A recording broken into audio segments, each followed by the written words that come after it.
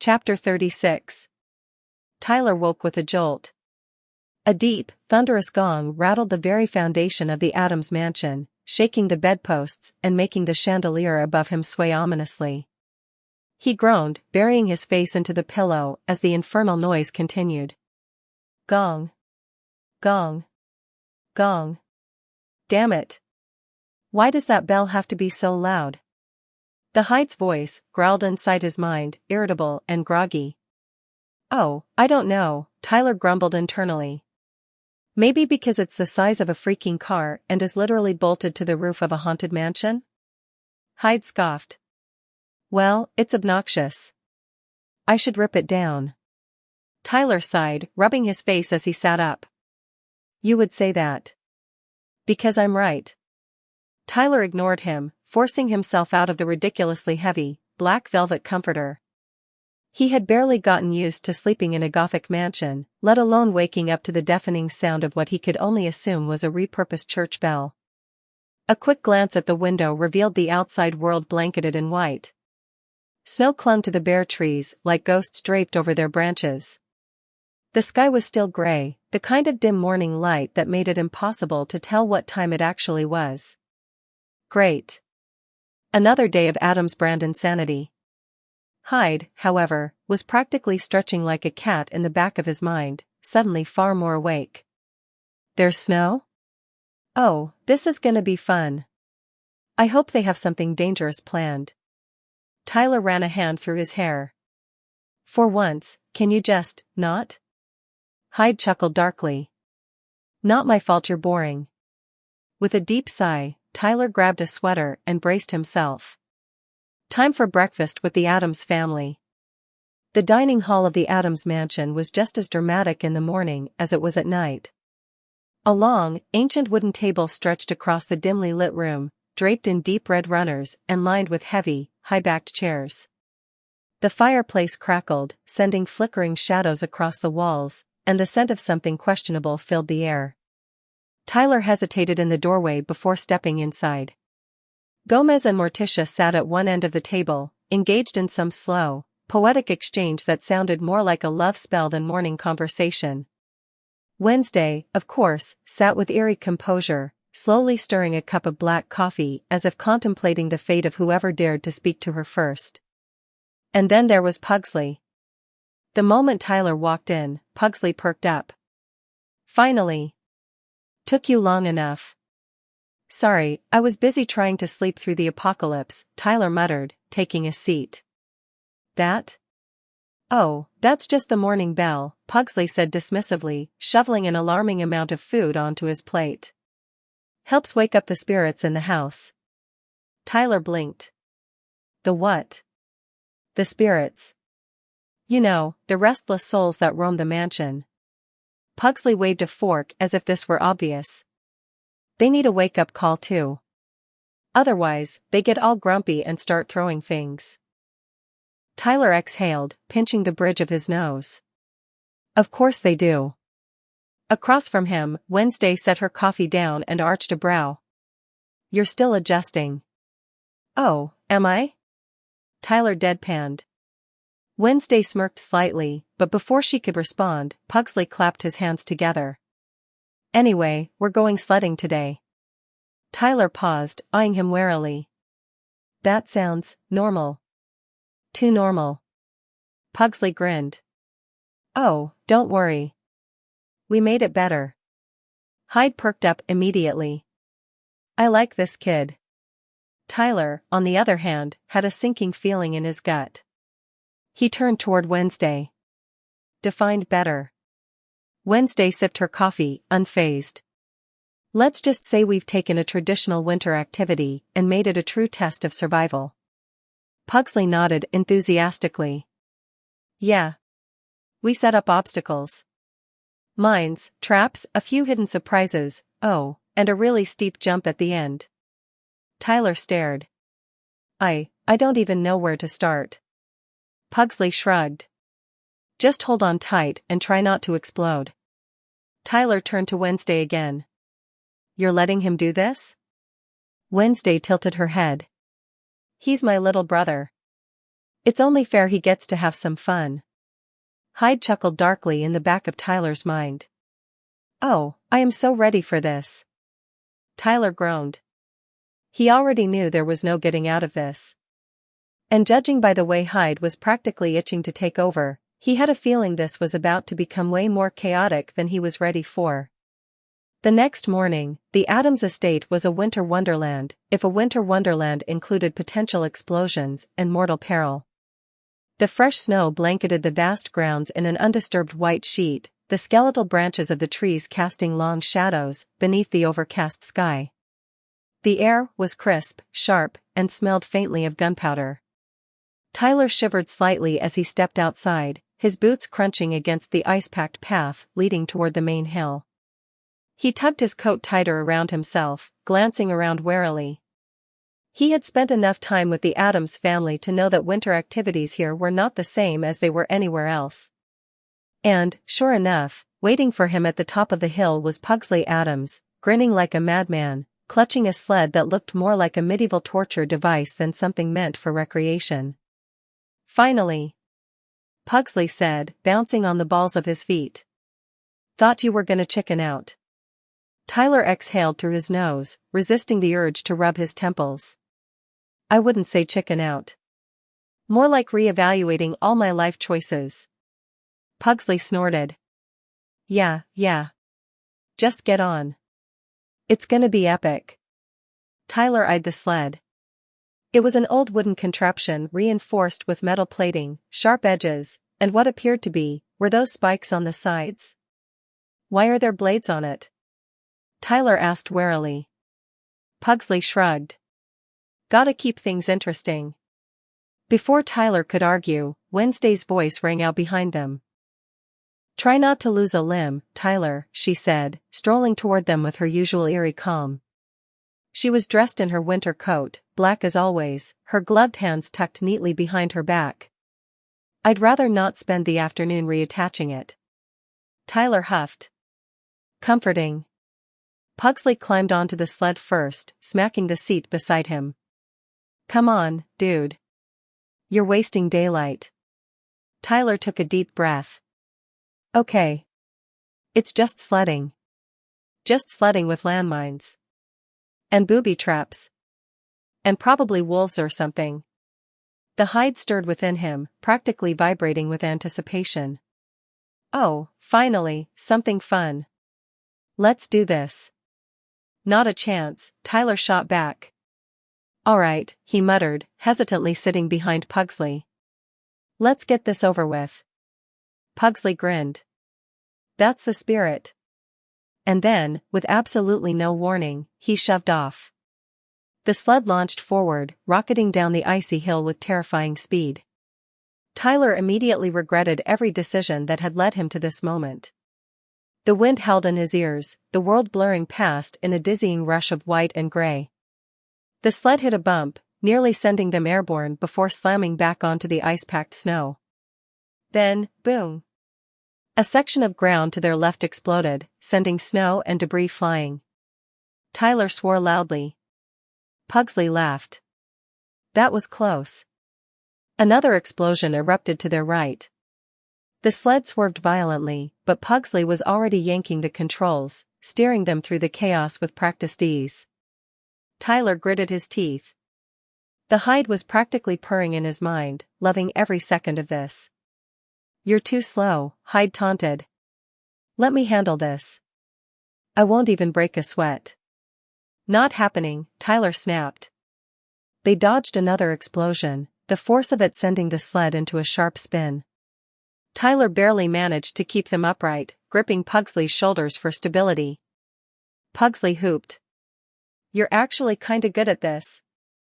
Tyler wasn't sure if he should take that as a compliment or a warning. Then came the final stretch, the fastest, steepest part of the hill. And, of course, the biggest concentration of hidden explosives. The Hyde saw it before Tyler did. A faint shimmer beneath the snow. A barely perceptible shift in the ice. A trap. Tyler felt his control slipping. The Hyde shoved his way forward. And suddenly, everything slowed. The world sharpened, every detail crisp and clear. The flicker of movement beneath the snow. The way the air pressure shifted ever so slightly before impact. Hyde smirked. There. He yanked hard to the right, narrowly dodging a pressure-triggered mine. The sled veered, speeding along the edge of the hill, tilting dangerously but never flipping. Another mine, Hyde saw it before it could trigger, shifting their weight just enough to glide past it unscathed. Pugsley howled with excitement. Dude, this is awesome. Tyler, somewhere deep in his own mind, could barely process what was happening. He wasn't in control anymore, Hyde was. And Hyde was thriving. They were approaching the bottom of the hill now, the frozen lake looming ahead. Hyde steered them effortlessly, dancing between traps, every movement precise and instinctive.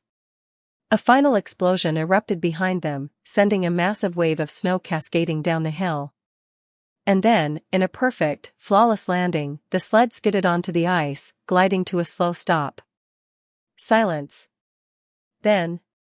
That. Was. Incredible. Pugsley yelled, throwing his arms in the air.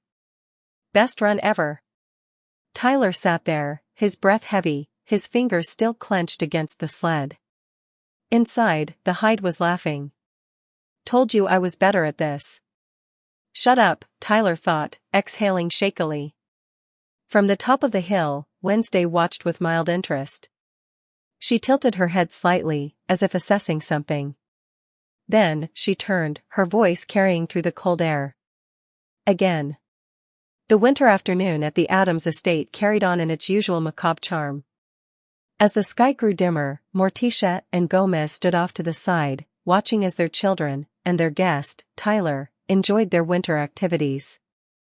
Gomez let out a deep, hearty chuckle as Pugsley rolled onto his back in the snow, still breathless from the last sled run. Ah, Morticia, look at them. Nothing warms a father's heart more than seeing his children engaged in a little perilous fun. Morticia, wrapped in her long, elegant black coat, smiled. Indeed, darling. Their resilience is inspiring. Tyler, in particular, seems to be adapting well to our ways. Gomez clapped a gloved hand on Tyler's back, making the boy stumble slightly. My boy, you ride a sled as if you were born to do so. If only it were an actual death trap, you'd have achieved perfection. Tyler forced a smile, still recovering from the sheer insanity of what he had just experienced.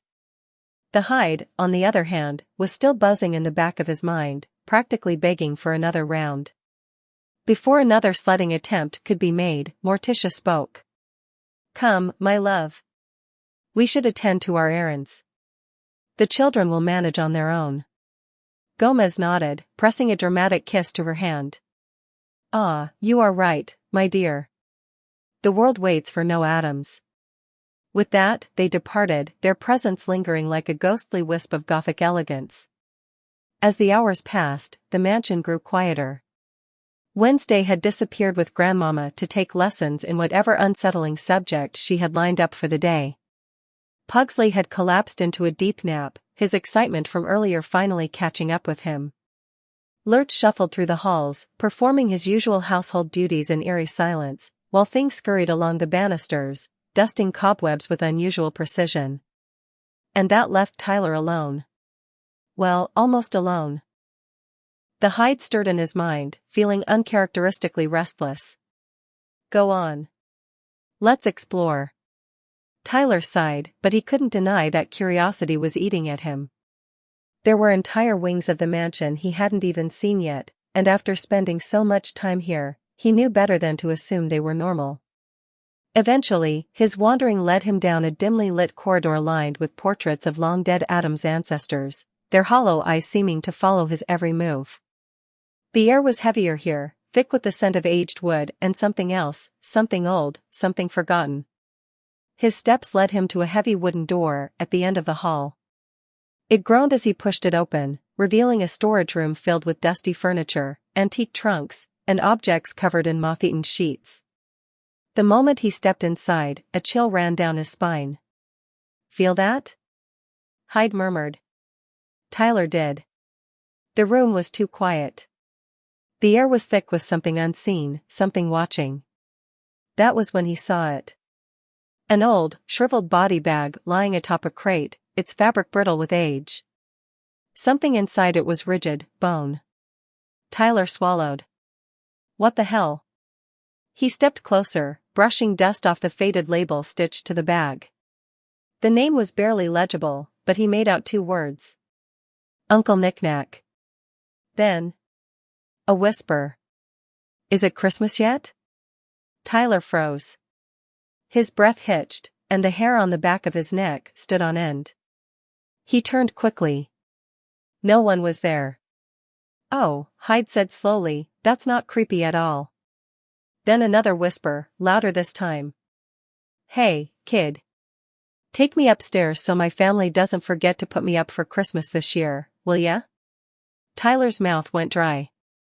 His hands clenched into fists at his sides. I think a ghost is whispering to us, Hyde muttered, realization dawning. Tyler exhaled sharply. He says he wants us to take him upstairs for Christmas. Hyde was silent for a moment. Then. Yeah, okay, let's do that. I do not want to be woken up at night by some vengeful spirit complaining about holiday decorations. With great hesitation, Tyler grabbed the body bag and hoisted it over his shoulder. It was surprisingly light, more bones than anything else. The unsettling thing was that the bag shifted slightly, as if whatever was inside had been waiting for this moment. Tyler trudged back upstairs, trying not to think too hard about what he was doing.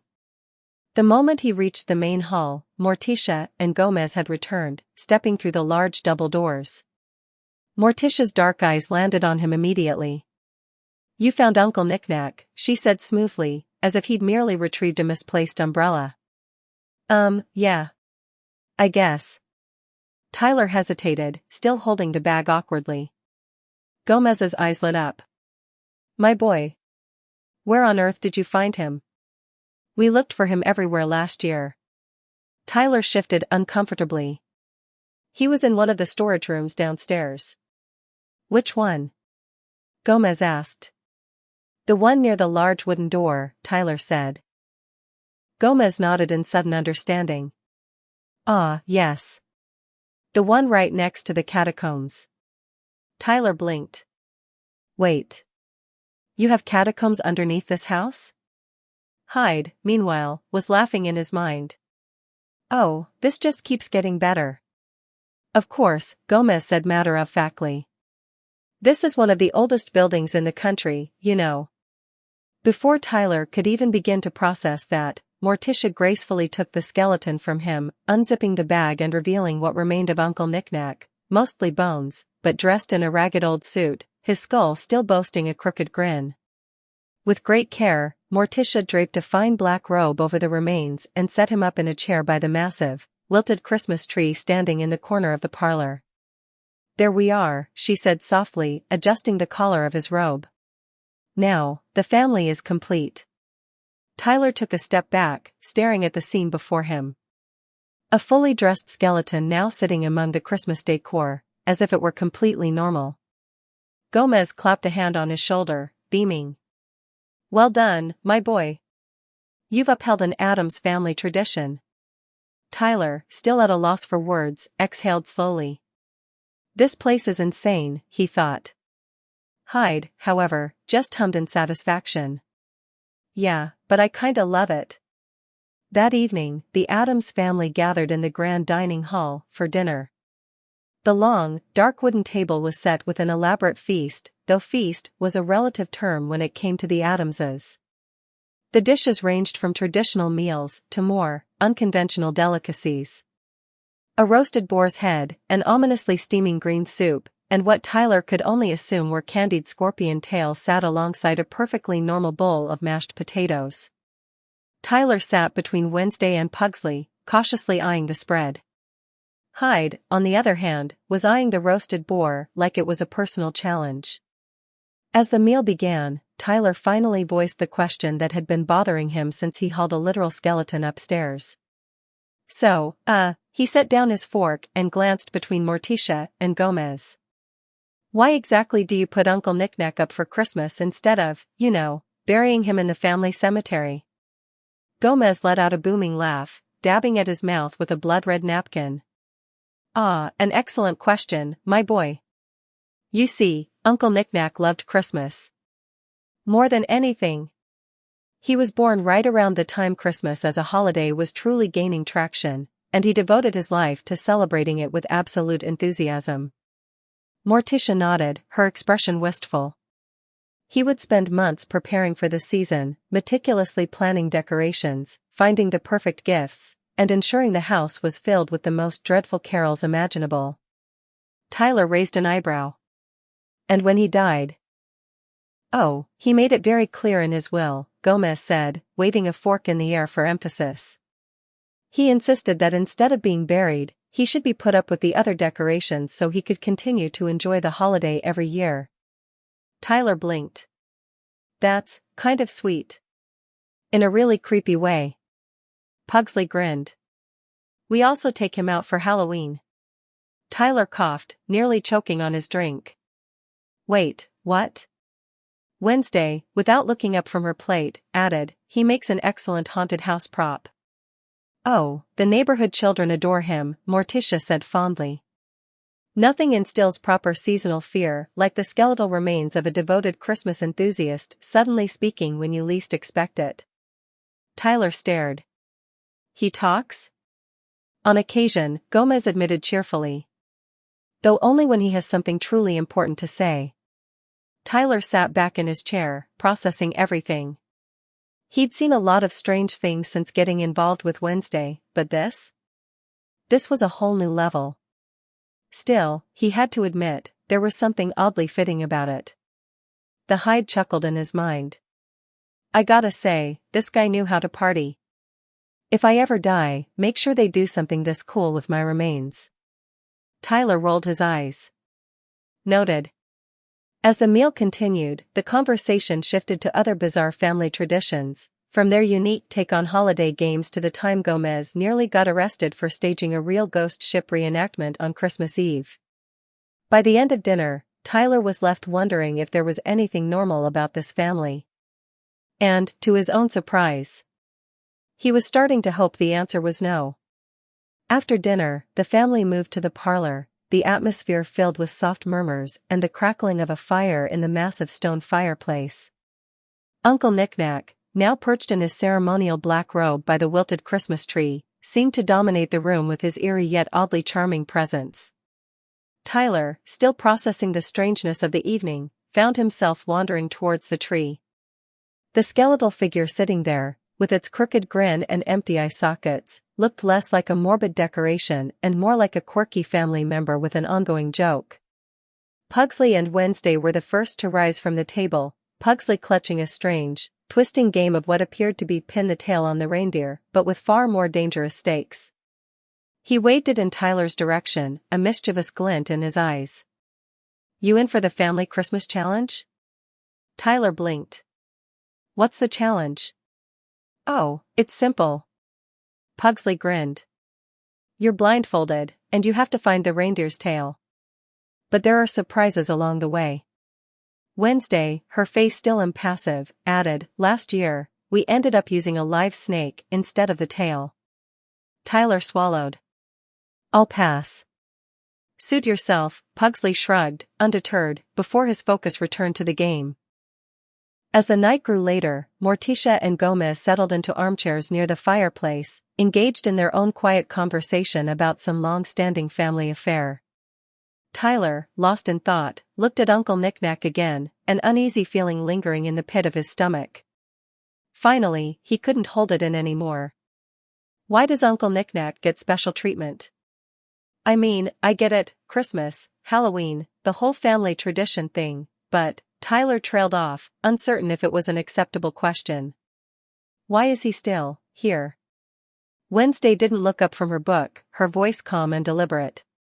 He wanted to stay.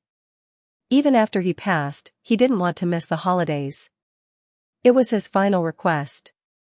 He loved Christmas more than anything. The family agreed to honor it. Uncle Knick-Knack was always the life of the party. She glanced at Tyler. Literally. Tyler, still trying to digest this, found himself intrigued despite himself. So he stays here because he wants to? Not because of some family obligation? Both, Wednesday answered, her lips curling just slightly. There's a certain magic in the Addams family. Not everyone gets to stay after they're gone. But for those who do, it's because they belong. Like Uncle Knick-Knack or Great Aunt Esmeralda, who visits during the solstice. They come back because they're home. Tyler nodded slowly, absorbing the words. There was something undeniably strange, and yet somehow comforting, about that idea. The Addamses, after all, didn't just mourn the dead, they embraced them. Hyde hummed in the back of Tyler's mind. I think I could get used to this. Is it always like this? Tyler asked, his voice quieter now, as if afraid to break the spell that seemed to cling to the room. Always, Wednesday said with finality, her eyes never leaving her book. Every year, every season. And we wouldn't have it any other way. The room was filled with a warm, strange comfort, like being in the middle of a dream where everything was perfectly out of place. Tyler glanced at the fireplace, the flickering light casting eerie shadows across the walls. He looked around at the Addams family, at their offbeat love for each other, their oddball traditions, and the way they made the strange feel so normal. Maybe this place was home, too. For him. And just as he thought that, Gomez looked up at him, his eyes twinkling with that characteristic Addams enthusiasm. Tyler, my boy. I believe it's time for a little after-dinner entertainment. Tyler glanced at the man, raising an eyebrow. What do you mean by entertainment? Gomez's grin widened. A family storytelling session. We've got quite a few spine-tinglers that will have you reconsidering your plans for the night. Every year, Wednesday deadpanned, we tell the tale of the Addams ancestor who ate the hearts of the first Christmas carolers. It's a crowd favorite. Tyler swallowed hard, his eyes wide. I think I've had enough of holiday traditions for tonight. Gomez chuckled and patted his shoulder. It's not even Christmas yet, my boy. Like, comment and subscribe to be notified for updates in the series.